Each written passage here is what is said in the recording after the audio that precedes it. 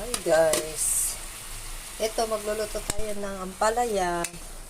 Lalagyan natin ng itlog. Ulam ko lang mag-isa dahil wala yung mga amo ko. Sunday ngayon, nasa ano pa sila, nasa lugar pa nila. So, binili ko to sa market namin, dalawang malalaki. Nakulo ko yung konti dun sa bunggo na baon ko kahapon. Ginisa ko to sa sibuyas lang guys, walang bawang, pero pwede nyo lagyan ng bawang. Wala kasi akong bawang, hindi ako nakapaghiwa, yung tinamad na ako.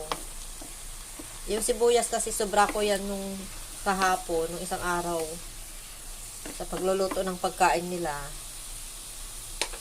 Kaya yan, ginisa ko na lang diretso kasi tapos kong nagplansya, nagutom na ako guys. Kaya, buti lang nakapagluto na ako ng kanin. Ito na lang ang lutuin ko pag ulam. Tira pa akong itlog. Yung binili ko dati sa market. Itlog. Sarili kong ano to, binili na itlog. Pati yun. Kasi gusto ko talaga mag-ulam ng Pinoy food. Para ano tayo, lumakas kasi may ubo pa ako sa kasipon.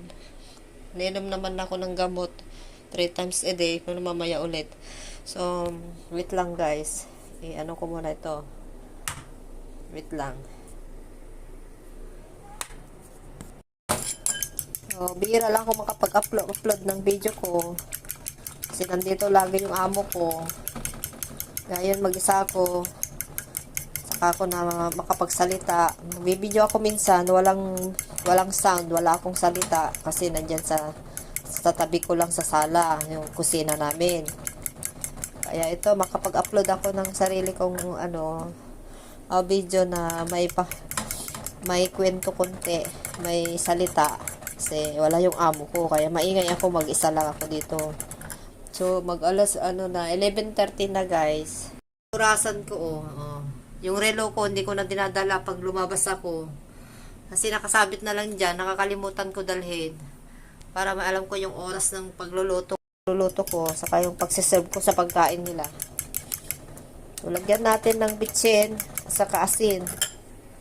Ito, pwede rin dito o kaya doon sa niluluto ko. Ito guys, maglagay tayo ng asin dito. Tapos maglagay pa tayo ng asin doon. Wait lang. Ayan. Tapos bitsin. Malapit na maubos yung bitsin ko. Nakalahati na. Bibili ako ulit pagka maubos. Hinahanap pa rin natin ng bitsin guys dito sa ibang bansa. Kasi mga amo dito, hindi sila gumagamit ng bitsin. Sa atin kasi, parang hindi kompleto pag walang bitsin. Diba? Nahanap ko pa rin ng bitsin. Pag kumakain ako ng pagkain nilang noodles, nilalagyan ko pa rin ng bitsin yung nasa plato ko na. Yan, ang sarap. Masustansya.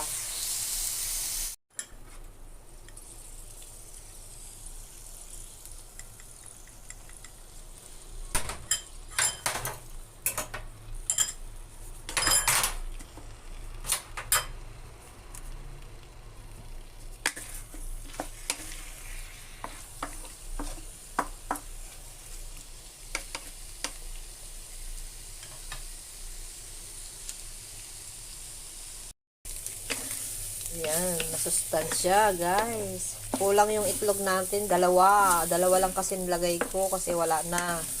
Saka ako lang naman ang kakain, okay lang. Ano to, pagkain ko to hanggang hapon na. So, pwede kayo magdagdag ng itlog kung gusto nyo magdagdag ng itlog na ihalo para masarap. Patayin ko na guys. So, kakain na tayo. Bye-bye. Thank you. Tari na, makakain tayo ng masustansyang gulay, pampalaya. Hindi to masyadong mapait kasi nilagyan ko siya ng konting tubig na pinangluto ko. Pero pag walang tubig yan, mahirap maluto. So, ayan, nasunog na yung Mahirap to kasi lutuan nila. di kuryente.